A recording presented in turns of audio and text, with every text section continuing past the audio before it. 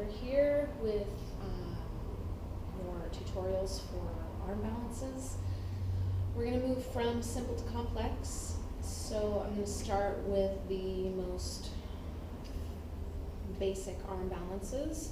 Pretty foundational. We don't usually think about them as arm balances, but technically they are. Plank, chaturanga, and side plank. So, start with plank. From the hands of the knees, make sure that hands are outer shoulder width distance. Index fingers point straight ahead. Inner edges of the palms are planted, and we grip with the fingertips. Now, very important to core stability is rounding the low back. We want to push the floor away, slide the shoulders down the back, and hug those triceps into the midline to stabilize the shoulder. The rotator cuff is a delicate joint, so we've got to make sure to turn on all of the deeper stabilizing muscles without letting the superficial ones take over, like the traps. So make sure that your traps stay soft here. Stretch your feet back, hip width distance, and the heels stretch back, so you should feel a lengthening sensation in the Achilles and the calves. Now making sure that the hips don't dip, lift those hips up a little bit higher, tuck the pelvis, round the upper back just a little bit, and then stretch your heart forward. Stretch the heels back so you can feel the sides of the waist lengthening. And Mula Bandha and Uddiyana Bandha are very engaged. So keeping that stability and strength, you're going to shift forward. Now the shoulders are past the wrists. Keep the legs engaged, pelvis tucked, bend the elbows, coming into Chaturanga.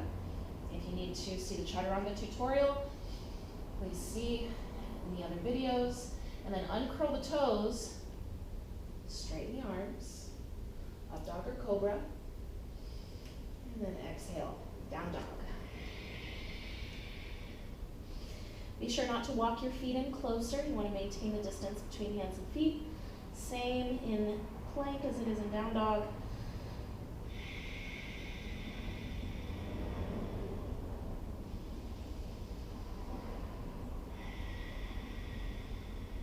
And we'll come into side plank, vasisthasana.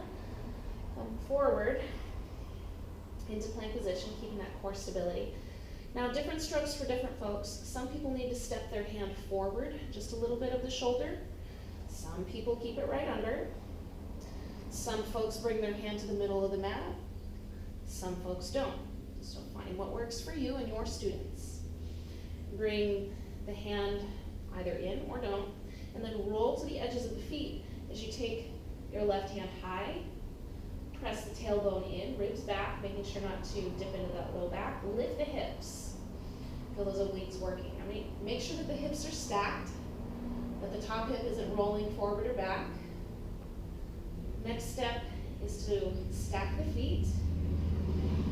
You can modify with one knee down.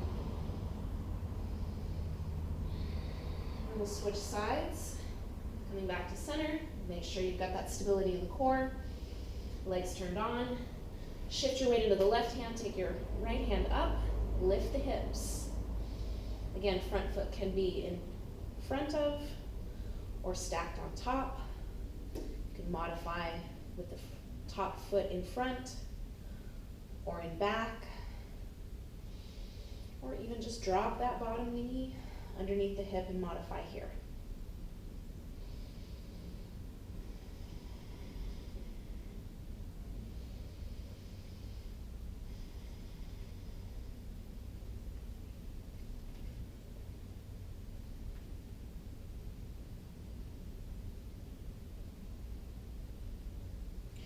Here's the front view of plank. Again, hands are just slightly wider than the shoulders. Index fingers point straight ahead. Hips lifted, quads engaged. Shift forward, lower down to Chaturanga.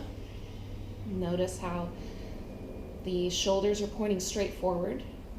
The elbows are bent to 90 degrees. And then inhale, straighten the arms, uncurl the toes, cobra or up dog. Exhale, down dog.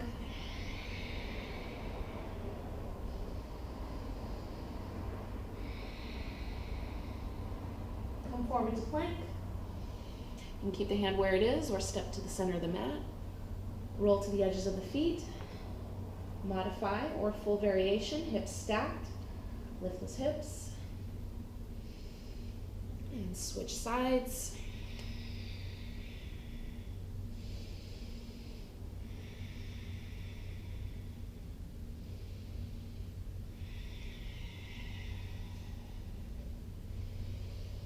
Good job.